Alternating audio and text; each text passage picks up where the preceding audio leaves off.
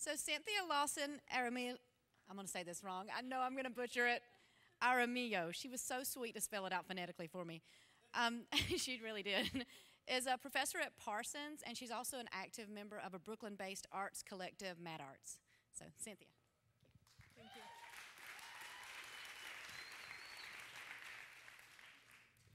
In 2007, I was one of the faculty who helped start a long-term initiative at Parsons The New School that brings together design, international affairs, and management as a way to take on social and economic development projects through design in collaboration with communities in need.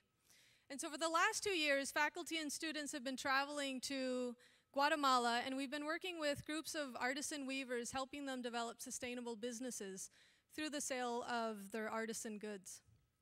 This is one of the photographs from 2007.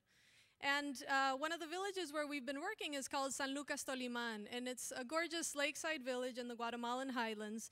And there we've been working with an association of Mayan weavers whose main craft is weaving on the backstrap loom.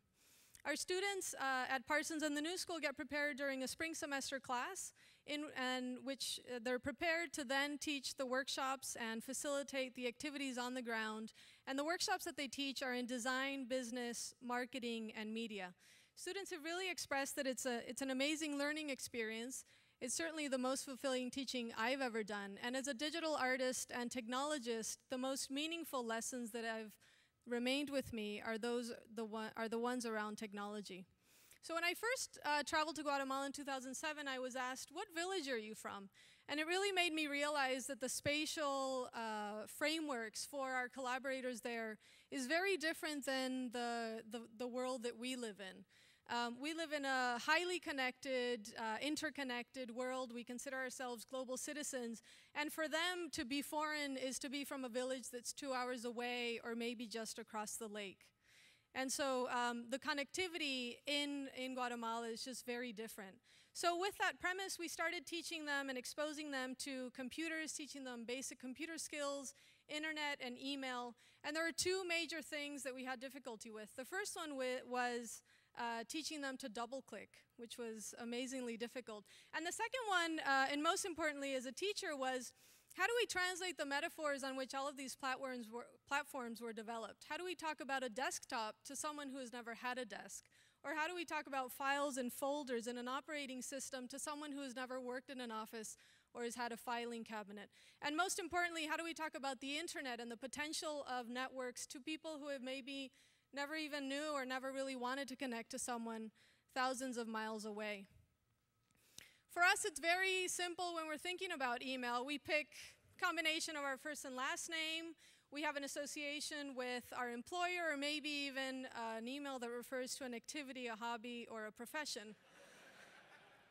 But when we were working with them, Virginia, one of our oldest participants, really wanted to share the history of her life. And so her email address that she picked, which was certainly available, translates to Virginia Sanchez, widow of Jimenez, @gmail.com. Of course, we started the project. We set up a blog. We were very excited, telling everybody about what we were doing. We were thrilled to come back to New York, to connect with them via email, have them blog with us. But in reality, what happened was that the skills weren't necessarily there. And so I had to check the email for them, pick up the phone, let them know they had an email in their inbox, respond on their behalf if it had to do with the business that we were helping them start up, and then, continue in this loop of checking on their behalf and calling them.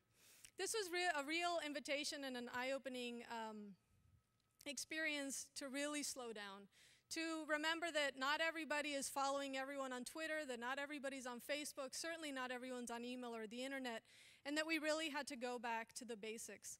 When we returned this past summer, we were okay with not meeting every day. We were okay with starting a workshop 2 hours late, as long as we much more mindfully and thoughtfully fit into their everyday lives.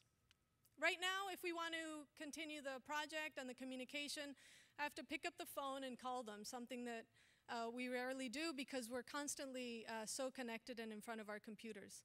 So we pick up the phone, call them, or sometimes on Skype, sometimes they call us.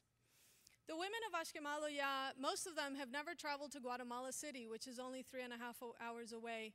And for most of them, the first time that they traveled around the lake to other villages was on this trip that we organized with them in the first summer that we were there. This is Virginia, the one with the long email address, and her granddaughter. And this is the reason why we keep going back to Guatemala, to see if maybe through the little things that we're teaching them, their everyday lives can improve, even if just a little bit.